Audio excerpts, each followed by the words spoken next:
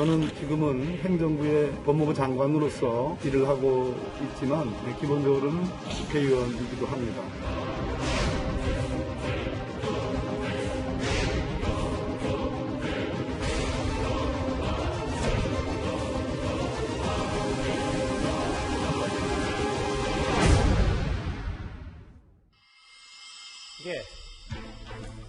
이 두 주제 하나씩 만나보겠습니다. 이 사건이 도대체 뭐야 하는 분들을 위해서 제가 잠시 사건 개요부터 짧게 말씀드리겠습니다. 한명숙 전 총리는 불법 정치 자금을 받은 혐의로 2년을 이미 복역을 했습니다. 그런데 재판에 나왔던 증인이 당시 검찰 수사팀의 위증을 강요했다 이렇게 폭로를 하면서 박범계 장관이 어제 이 과정을 다시 살펴보라며 수사 지휘권을 발동했습니다. 여기까지가 이 사실관계인데요. 과거 조남관 권한대행의 목소리로 저희 이 주제 시작을 하겠습니다. 민정수석의 사표 파문으로 온 나라가 시끄럽습니다.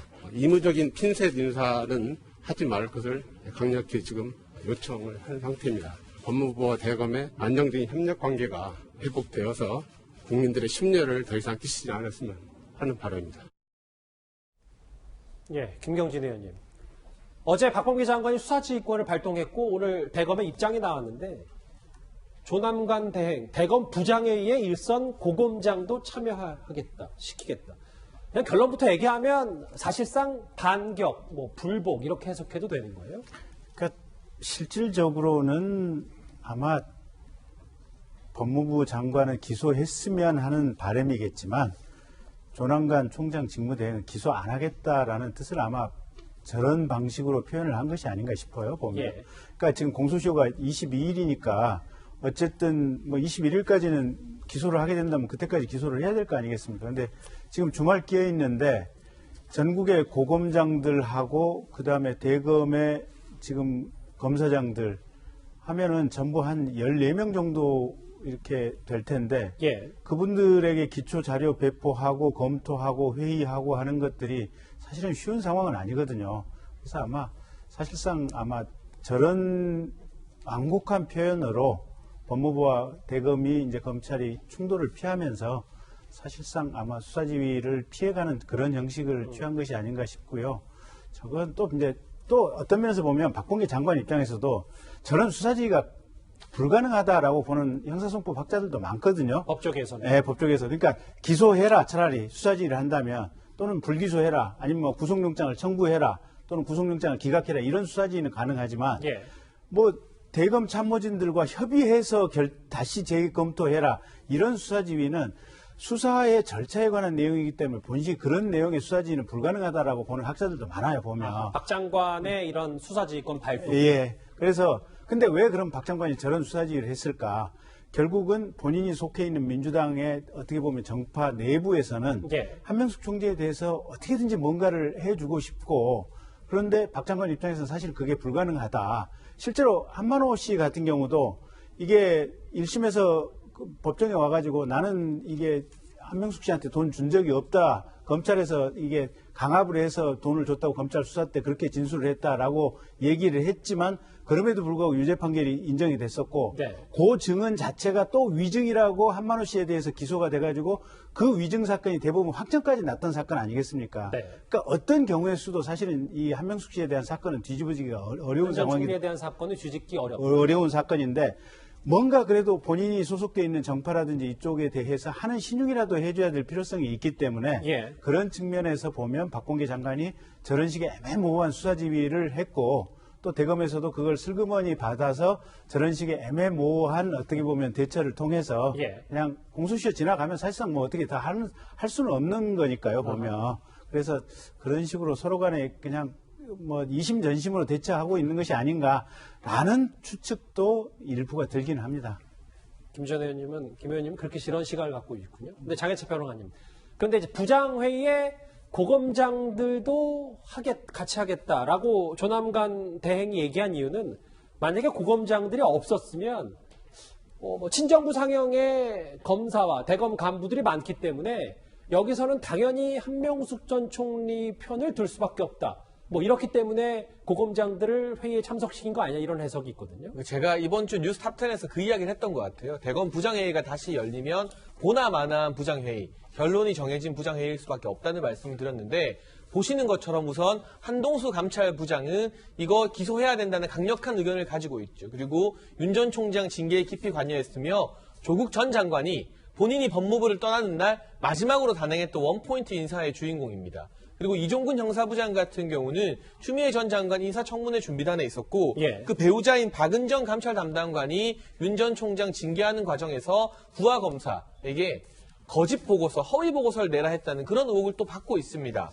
신성식 부장 같은 경우도 이성윤 지검장의 최측근으로 알려지고 있고요. 이정현 부장 같은 경우도 이성윤 중앙지검장 산하에서 1차장을 지냈습니다. 지금 면면이 이 7명 중에 과반 이상이 친추미애, 친이성윤, 그리고 친조국 라인이라고 해도 전혀 과장이 아닌 상태이기 때문에 대검 부장회의만으로는 공정한 결과를 도출하기 어렵다는 검찰 내외부의 지적이 분명히 있었고요. 그래서 조남관 대행이 그 부분을 거론하면서 고검장 등을 참석시켰는데 고검장들이 이제 배석하게 되면서 하나만한 회의가 아닌 한번 해볼 만한 그리고 보다 더 권위와 공정성이 부여된 회의가 된 것이죠. 전국의 고검장들은 추미애 전 장관이 윤석열 전 총장 징계했을 때 징계 반대하는 의견을 낸 적이 있었고 또 중수청 법안에 대해서도 반대하는 의견을 게재한 적이 있었기 때문에 고검장들이 참석한 상태에서 결론이 난다면 그 결론이 어떤 방향이든 조 대행도 그렇고 박범계 장관도 그렇고 그 결론에 대해서만큼은 더 이상 뭐라고 말을 덧붙이기가 힘들어지지 않을까 싶습니다. 이동원 의원님, 제가 일부 보도 나온 거를 인용하면 불기소에 문제가 있다. 그럼 검찰 내부에 반발이 있고 수사팀이 결론이 타당하다고 하면 재판에 넘기지 않고 현 정부와 대립각을 형성한다. 이렇게 얘기했는데 아까 장해철 평론가님도 잠시 언급했던 것처럼 고검장들이 이제 회의에 참석하면 박범계 장관이 원하는 시나리오는 어렵지 않냐라는 해석도 있더라고요. 그렇게 될 가능성이 굉장히 높습니다. 이제 회의가 만약에 내일 예정대로 열리게 되면은 조남관 대행을 합쳐서 14명이 참석을 하게 됩니다. 그러면은 그 7명의 그 대검 부장 가운데 한 4-5명 정도는 그 박범계 장관이 지휘한 취지를 따라서 할 수는 있지만 이게 이제 고검장들이 그 참석하면 뭐가 달라지냐면 일단 고검장들은 검찰 내에 최고위 간부기도 하지만 법률적으로 가장 전문가들 아니겠습니까? 이분들과 토론을 하는데 회의록을 남기게 될 거예요. 그러면 법률과 이런 걸 무시하고 그 대검 부장들도 무조건 한명숙 전 총리 쪽을 옹호할 수 있겠습니까? 기록이 남기는데 후배들도 다 보지 않겠습니까? 그렇게는 못할 거예요. 그리고 수적으로도 그렇게 되면은 고검장 6명에다가 조남관 대행 그리고 다른 대검 부장 한두 분이 같이 뜻을 같이 한다면 수적으로도 많기 때문에 아마도 박범계 장관이 원하는 결과가 나오지 않을 가능성이 있는데 문제는 박 장관이 대검 부장들이랑 회의하라고 그랬지 왜 고검장들까지 참여하냐 이런 취지로 또 다른 그 수사지를 할 가능성도 없지는 않아요. 그러나 지금 그렇게까지 무리하게 못할 것 같습니다. 왜냐하면은 사실 이전에 이제 추미애 장관 그 사례는 이제 제외하고 예전에 천정배 장관이 지휘를 할 때도 동국대 강정국에서 불기소하라 이렇게 명확하게 했어요. 그럼 이번에도 재소자들 수사했던 검사들 기소해라 이렇게 하면 되는데 그렇게 하지 않았어요. 왜 그랬을까요? 아마도 혹시 이게 잘못되면은 나중에 직권남용 논란도 될 수 있거든요. 본인도 법률가로서 이게 기소를 철사하더라도 그 법원에서 유죄 판결을 받기는 어렵다는 걸 아마 알았을 가능성이 있습니다. 그래서 본인도 문재인 대통령을 봐서 한명숙 전 총리를 봐서 나는 최선을 다했다. 근데 대검에서 저렇게 결정하니 내가 어떡하겠냐. 그런 정도로 영어로 하면 페이스 세이빙, 조금은 우리말로 하면 면피를 하는 그 정도 선에서 마무리될 가능성이 현재로서는 커 보입니다. 잠시 본질을 좀 짚어보면 그렇다면 왜 여권은요 이렇게 한명숙 전 총리 사건에 대한 재조사를 지속적으로 말하는 걸까요? 전현직 법무부 장관의 목소리 저희가 모아봤습니다.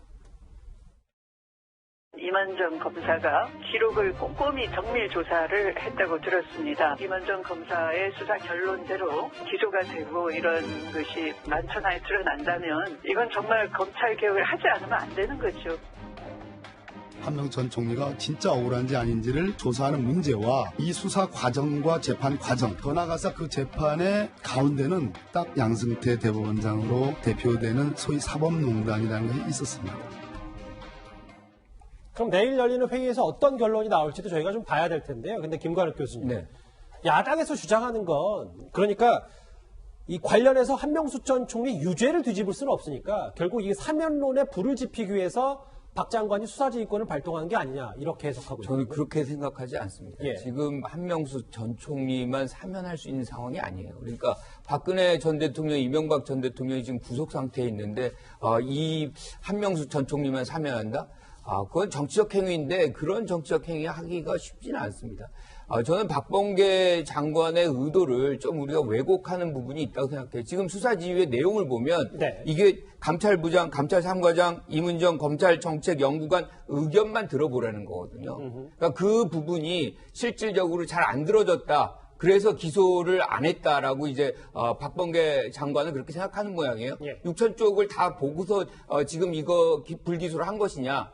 이런 얘기에 어떤 의도가 깔려 있는 것이고 그걸 듣고서도 뭐 검찰 내부에서 실질적으로 이거 불기소다라고 한다고 뭐 어쩔 수가 없는 거죠. 그런데 이제 그걸 들을 수 있는 상황을 만들어 놓고 이 세 명의 어떤 주장들을 바꾸서도 그리고 어떤 증거물들이 있는데도 만약에 그것을 다시 묵인하고 불기소를 한다 그러면 그거 자체가 또 논란이 될 수 있겠죠. 그래서 그 안에서 어떤 내용들이 나오느냐가 저는 관건이라고 생각을 해요. 그래서 내일의 중요한 거는 숫자가 중요한 게 아니고 고검장 들어가는 거 지금 박범계 장관 용인했다 그랬거든요. 그래서 전혀 그런 거랑은 상관없고 내용이 어떻게 나오는지를 우리가 좀 주목해 볼 필요가 있을 것 같아요. 왜냐하면 거기서 핵심은 검사가 위증을 요구했다는 거거든요. 네. 이제 이것이 사실이라 그러면 검찰은 또 한 번 굉장히 이제 비판에 직면할 수밖에 없는 것이고 이것이 드러날 수 있느냐 없느냐는 내일의 내용을 보고 우리가 판단할 수 있는 거죠. 예. 일단 들으신 것처럼 조남관 권한대행이 묘수를 던지긴 했지만 검찰 내부에서는 이번 박범계 장관의 수사지휘권 발동이 부당하다. 내부에서 성토의 글들이 쏟아지고 있습니다. 저는 지금은 행정부의 법무부 장관으로서 일을 하고 있지만 기본적으로는 국회의원이기도 합니다. 민주당의 당론으로 어떤 의견이 모아지면 당연히 따라야 됩니다. 따를 것입니다. 박 장관의 한명수 전 총리 사건 수사지휘권 발동에 대해서 제가 내부 게시판의 글들을 한 번씩 읽어볼게요. 집권 여당 위에 장관직을 이용하냐? 추미애 전 장관은 차라리 용맹하기라고 하지 뭐 이런 원색적인 비판도 있는데 특히 현직 평검사는 박범계 장관이 정치인지 공무원인지 모르겠다. 지금 잠깐 들었던 저 화면을 빗대서 이렇게 비판하고 있습니다. 글쎄, 현직 평검사께서 신문을 잘 안 읽으시는 모양인데요. 지난번에 그랬지 않습니까? 나는 민주당 소속이고 민주당 당론에 우선적으로 이게 기속돼서 일을 하겠다라고 아주 분명하게 얘기를 했지 않습니까? 예. 그래서 검사님 신문 좀 읽으셔야 되겠다고 말씀 좀 드려야겠고요. 어쨌든 지금 정부가 국민들로부터 신뢰가 깨지고 있고 자꾸 지지율이 빠지고 있는 것은 첫 출발점이 조국 사건이에요, 보면. 예. 근데 그 조국 사건, 손혜원 사건, 또 최강욱 씨 문제라든지 이런 일련의 사법적인 사건들을 보면서 우리가 무슨 생각이 드냐면 자기 편, 자기네 내부 인물에 대해서는 사법개혁이라고 하는 핑계를 가지고 어떤 식으로든지 간에 무죄라고 우겨야겠다. 그리고 거기에 대해서 반대 의견을 가지면 이건 적폐검찰이고 정치검찰이고 그래서 윤석열 검찰총장 쫓아내야겠다. 그리고 심지어는 검찰 조직까지도 해체시켜버려야겠다. 라고 하는 일련의 과정을 우리가 지금 현재 문재인 정부에서 쭉 보고 있었던 거예요. 그래서 그런 과정 때문에 화가 났던 거고, 박범계 장관 같은 경우 아까 말한 대로 이게 나는 당론에 따라서 행동하겠다라고 얘기를 한 걸 보면 예. 본인이 지금 장관인지 공직자인지 그러니까 정치인인지 여전히 지금 명확한 어떻게 보면 이 상황 판단이 우리가 생각했던 부분하고 좀 다르시지 않나 싶은 생각입니다. 어쨌든 편가르기에 감싸냐 비판하냐 이게 너무 잣대가 이중잣대다 뭐 이런 말씀을 하시는 거잖아요. 그렇죠? 그렇죠. 국민들이 보기에 그러니까 자기 편 지키기로 심지어는 그걸 위해서 사법 시스템까지 그냥 파괴시켜버린다라고 하는 것이 보편적인 국민들이 가진 현 정부의 어떤 사법 정책에 대한 판단이니까 그리고 그러면서 그걸 사법개혁, 검찰개혁이라는 단어로 환가시켜가지고 개혁인 척하고 있으니까 그러면서 지지율이 빠지는 거죠. 예.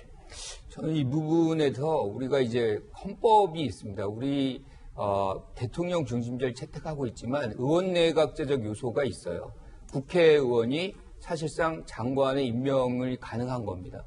그러면 만약 이 검사 말이대로 하려면 그것을 미국처럼 없애야 되는 거예요. 그러니까 예. 이중적인 어떤 겸직을 못하게 한다 그러면 이런 논란도 없는 거죠. 그런데 헌법이 이미 허용돼 있는 부분입니다. 제일 중요한 거는 지금 박범계 장관이 그런 어떤 장관직을 정치적으로 활용하고 있느냐라는 부분이 증명이 된다면 예컨대 뭐 민주당을 지지한다거나 뭐 등등의 말들이 과거 노무현 전 대통령이 열린 우리당이 잘 됐으면 좋겠다 뭐 이런 식으로 말을 한 것이 있는지라고 규정을 해야만 사실은 이것이 정치인인지 아닌지 모르겠다라고 얘기를 하는 것이지. 예. 그러면 예컨대 이제 일본 같은 의원 내각제로 가면 다 정치인이에요. 다 장관입니다. 예. 그래서 그런 구조적인 요소들을 알고 이런 얘기를 할 필요가 있겠다 이렇게 생각합니다. 김가람 교수님 말씀은 박범계 장관이 지금 법이 정한 절차대로 하고 있다. 이게 그러니까 어떤 시각을 갖든 그건 문제가 아니다 이런 말씀이시군요. 근데 장혜철 평론가님, 검찰 내부의 반발 중에 다음 장을 좀 보면요.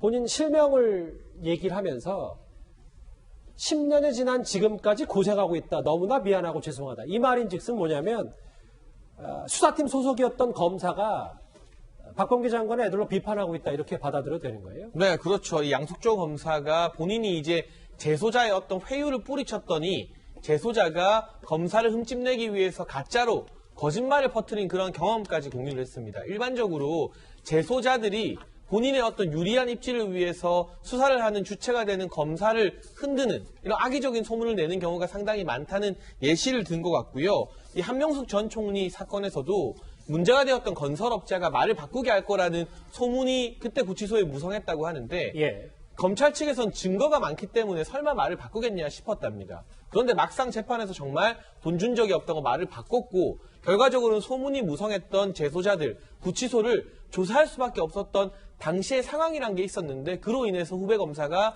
10년째 고생을 하고 있는 게 참 미안하다 이 말을 하고 있는데 여기에서 양석조 검사도 증거를 강조합니다. 지금 우리가 한명숙 전 총리 사건에서 이게 마치 재소자들의 증언이나 이 건설업자의 증언만으로 유죄 판결이 나온 걸로 오해하는 분들이 있는데요. 그게 아니라 대법원 전원합의체에서 모든 대법관이 최소 3억 원의 뇌물을 받았다고 판단한 근거는 그 증언의 영향도 일부 있겠습니다만 기본적으로는 부인하기 힘든 물증이 있기 때문입니다. 건설업자의 명의의 수표가 한명숙 전 총리 동생의 전세금에서 발견되었다는 사실은 제가 참 여러 번 반복해서 말을 하고 있는데 이 물증을 깨트리지 못하고 주변적인 것들로 마치 이 수사나 이 판결 자체가 잘못되었다고 호도하는 것이야말로 저는 한명숙 전 총리를 구하기 위한 일종의 물타기라는 생각이 듭니다. 알겠습니다.